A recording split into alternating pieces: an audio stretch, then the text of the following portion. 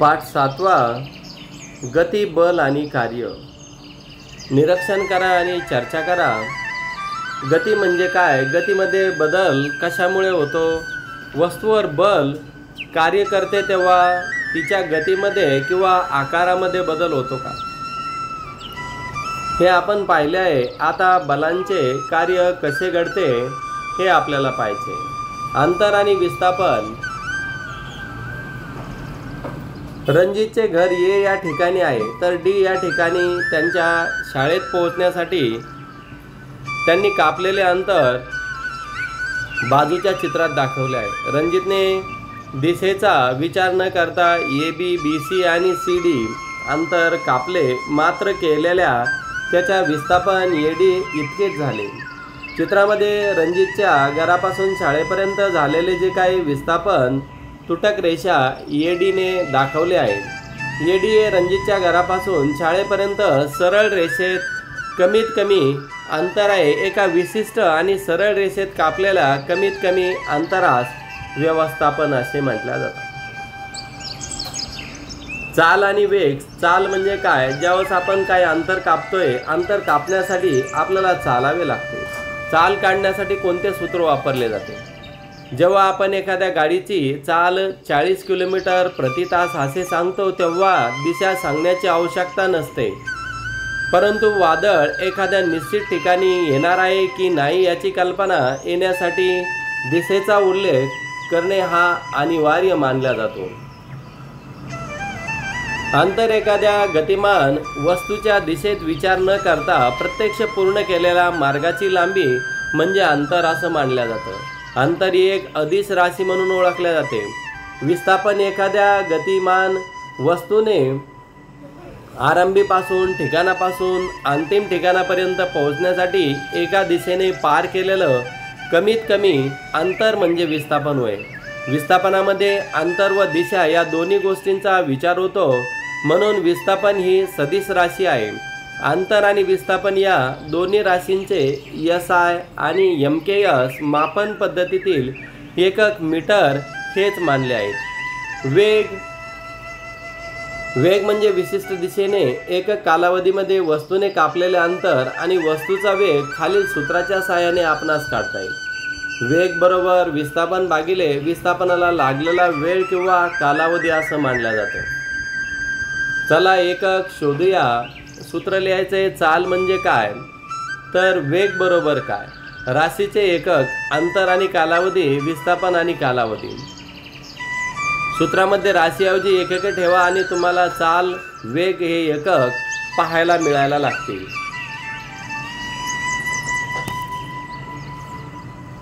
वरील सूत्राचा वापर करून आकृती 7.2 मध्ये रणजितने शाळेत जाण्याचा जे काही वेग आणि चाल काढू.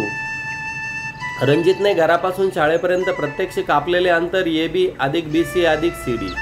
ABला कट केलं तर आपल्याला 500 मीटर येईल. BCचं माप 700 घेता येईल, तर CDचं माप आपल्याला 300 घेता येईल. 500, 700 आणि 300 याची एकंदरीत जर का बेरीज केली तर किती येऊन जाईल? 1500 मीटर येऊन जाईल. म्हणजेच रणजितला घरापासून शाळेपर्यंत पोहोचवण्यासाठी जे लागलेला वेळ होता 8 मिनिट 11 मिनिट आणि 6 मिनिटे असे मिनिटात जर काढलं तर एकूण मिनिटे किती होतील? 15 मिनिटे होऊन जातील. रणजितला घरापासून शाळेपर्यंत विस्थापन होतं तर 1000 मीटरचं पाहायला मिळालंय. रणजितचा शाळेत जाण्याचा जे काही वेग असेल तर वेग बरोबर विस्थापन भागितला एकूण लागलेला वेळ, म्हणजेच वेग बरोबर विस्थापन 1000 मीटर येईल. एकूण लागलेला वेळ हा 25 मिनिटे येईल. म्हणजे याला जर का आपण भाग दिलाय तर भाग देताना आपल्याला 40 भागितला 60 सेकंद म्हणजे 0.66 मीटर सेकंद उत्तर पाहायला मिळेल. चाल बरोबर कापलेला वेळ, कापलेलं अंतर आणि भागितला वेळ. पण कापलेलं अंतर आपल्यापाशी 1500 मीटर होतं तर वेळ 25 मिनिटे होता. बरोबर आपण जर का भाग दिलाय तर 60 भागितला 60 मीटर बरोबर 60 सेकंद म्हणजेच 1 मीटर सेकंद असा वेळ काढता येईल. रणजितने शाळेत जाताना कमीत कमी अंतराचा सरळ मार्ग घेतला नाही, त्यामुळे त्याचा वेग आणि चाल यांचे परिणाम वेगवेगळे आले. जर रणजित प्रत्यक्षात एडी आणि सरळ मार्गाने गेला असता तर चालचे परिणाम एकच आले असते. सरासरी वेग व तात्कालिक वेग एखादी वस्तू सरळ रेषेत असताना सुद्धा तिचा वेग बदलू शकतो। उदाहरणार्थ एक स्ट्रॉ ए आणि डी या ठिकाणी 40 किलोमीटर सरळ रेषेत जात आहे, म्हणजेच एडी एवढे विस्थापन होताना पाहायला मिळेल। त्याला लागणारा जो काही एकूण कालावधी होता 1 तास असेल, तर त्या सरासरी वेग 40 मिनिटे हा इतका होईल। परंतु एबी हे 10 किलोमीटर अंतर ट्रकने 10 मिनिटात, बीसी तर अंतर 20 मिनिटात, तर सीडी अंतर 30 मिनिटामध्ये कापले आहे। एबी अंतराचा प्रति तास वेग 10 मिनिट 10 किलोमीटर बरोबर भागितला 10 मिनिट आहे, म्हणजेच 10 किलोमीटर जाण्यासाठी 60 किलोमीटर, तर 10 मिनिटामध्ये 60 मिनिटे लागतात। भाग दिला असता 7 किलोमीटर प्रति तासाने तो वेग काढता येईल। बीसी आणि सीडी अंतरासाठी वेग काढा, याचा अर्थ एबी आणि बीसी सीडी या भागासाठी ट्रकचा वेग वेगवेगळा आहे, परंतु संपूर्ण रस्त्यासाठी सरासरी वेग 40 किमी तास इतका आहे। एका विशिष्ट क्षणी असलेल्या वेगाला तात्कालिक वेग असं म्हणतात। हा वेगवेगळ्या वेळी वेगवेगळा सुद्धा असू शकतो। वेगवेगळे उत्तर आपल्याला पाहायला मिळेल। त्वरण म्हणजे काय?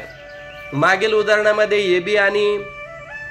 एबी हे अंतर ट्रकने 60 किलोमीटर तास इतक्या वेगाने, तर बीसी 30 किलोमीटर तास इतक्या वेगाने पार केले आहे।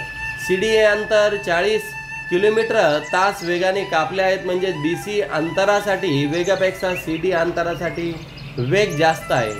वेगातील हा बदल किती सेकंदामध्ये होतो यावरून प्रति सेकंद होणाऱ्या वेगामधील बदल काढता येतो। यालाच आपण त्वरण असे म्हणता येतात। त्वरण कशामुळे घडत असते? ट्रकचा चालक त्वरकाचा वापर करून वेग जास्त किंवा कमी करत असतो, हे तुम्हाला चांगल्या प्रकारे माहीत आहे। स्प्रिंगवर चालणारी खेळण्यातील मोटर तुम्ही पाहिली आहे, आणि जर का ही मोटर पाहिली असेल तर सपाट जमिनीवर आपण त्याची जर का चावी फिरवली आणि चावी फिरून जर का सोडली तर सरळ जाते, परंतु एका बाजूला धक्का दिल्यास दिशा बदलून ती पुढे जाते किंवा भिंतीला धडकल्यास थांबते, म्हणजेच तिच्या वेगामध्ये बदल होतोय। हा बदल कसा घडतोय? त्या मोटारीच्या बाहेरील कशाशी तरी संपर्क आल्याने हे घडत असताना पाहायला मिळते। फुटबॉलच्या मैदानावर जर का आपण गेलोय तर सरळ जात असलेल्या चेंडूची दिशा कशी बदलत असेल? एखादा खेळाडू येतोय आणि तो चेंडूला पायाने ढकलून देतोय, म्हणजे त्याची दिशा बदलण्यास आपल्याला पाहायला मिळते। दिशा बदलण्यासाठी चेंडूचा वेग आणि त्वरणांची म्हणजेच त्वरण घडत असते। हे त्वरण घडणारी जी काही आंतरक्रिया असते तिला आपण बल असे म्हणतोय। हे बल वस्तूवर कार्य करत असते।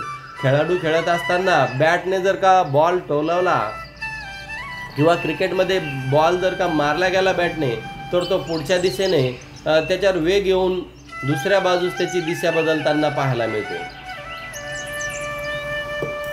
त्वरण ह्या सदिश राशीचे एकक m/s² असे सुद्धा पडताळून पाहता येते। बल आणि त्वरण एका मोठ्या गुळगुळीत पृष्ठभागाच्या टेबलावर काचेची खेळातली गोटी घेऊन ती घरंगळत जाऊ द्या। काही वेळानंतर तिचा वेग मंदावेल, ती थांबेल।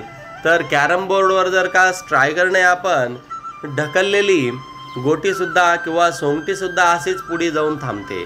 कॅरम बोर्डवर पावडर टाकून सोंगटी ढकलल्यास ती जास्त काळ पुढे जात राहील व नंतर थांबेल।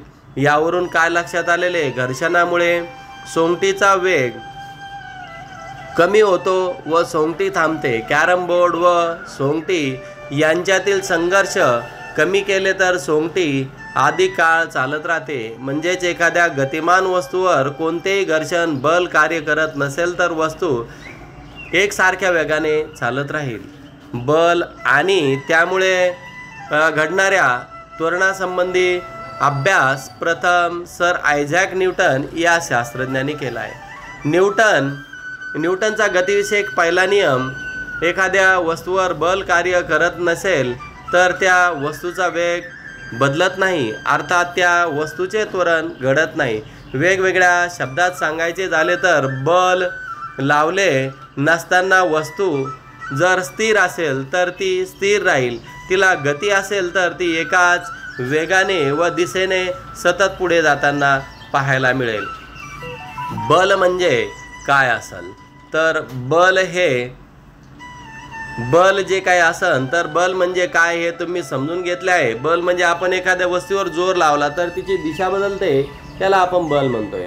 बलामुळे वस्तूचे त्वरण घडते हे तुम्ही पाहिले आहे. समजा तुम्ही मापन या पाठामध्ये पाहिलेले की किलोग्रामचे प्रमाण घर्षण नसलेल्या पृष्ठभागावर ठेवले आणि 1 मीटर स्क्वेअर इतक्या त्वरणाने ओढले तर त्याच्यासाठी लावलेल्या बलाला 1 न्यूटन असं सुद्धा म्हटलं जातं.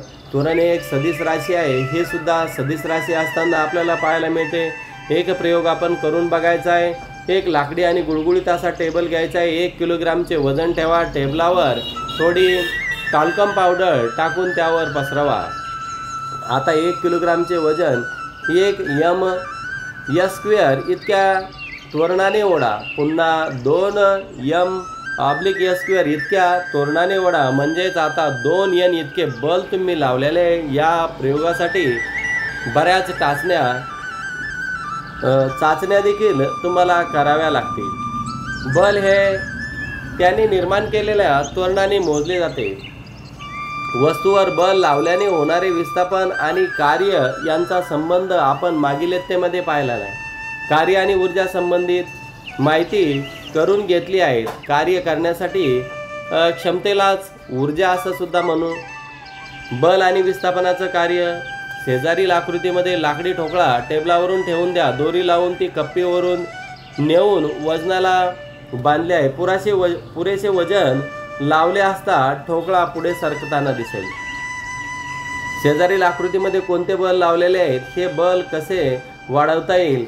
अधिक बल लावले तर काय होईल. लावलेल्या बलाचे कार्य झाले असे कधी आपणास म्हणता येईल. ठोकळा पुढे सरकल्यास त्याचे विस्थापन झाले असे आपण म्हणू शकतो.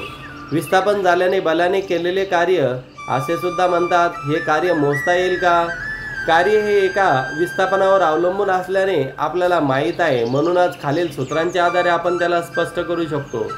बलाने केलेले कार्य W या अक्षराने दाखवले जातात. W बरोबर वस्तूने लावलेले बल. F गुणिले बलाच्या दिशेत झालेले वस्तूचे विस्थापन यस. म्हणजे W बरोबर F गुणिला यस. SI पद्धतीचे कार्याचे एकक जूल तर बलांचे न्यूटन N या अक्षराने दाखवल्या जातात. विस्थापन 1 मीटर m आहे. तर CGS पद्धतीचे कार्य एकक अर्ग म्हणजेच ERG असे सुद्धा मानल्या जातात.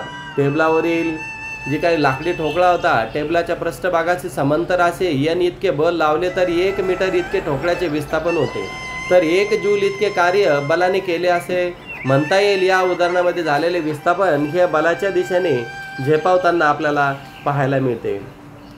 बल म्हणजे काय असतं, वेगवेगळ्या उदाहरणावरून आपल्याला या पाठात लक्षात आलेले की आपण कोणत्याही वस्तूला बल लावल्याशिवाय त्याची दिशा बदलत नाही. म्हणजेच आपल्याला बल जर का लावलं, बल लावण्यासाठी आपल्याला कार्य करावं लागेल आणि कार्य जर का आपण केलंय तर आपली दिशा बदलते. यामध्ये आपल्याला टेबलावर ठेवलेल्या वस्तू, कॅरम बोर्ड, तर रस्सी खेची खेळ असे वेगवेगळे कार्य करून जर का पाहिले तर आपल्याला बलाचे उदाहरण लक्षात येईल. आणि कार्य करण्यासाठी आपल्याला बल हे आवश्यक असतं. बल आणि ऊर्जा म्हणूनच गती तयार कशी होते हे आपण या पाठामध्ये पाहत आहोत.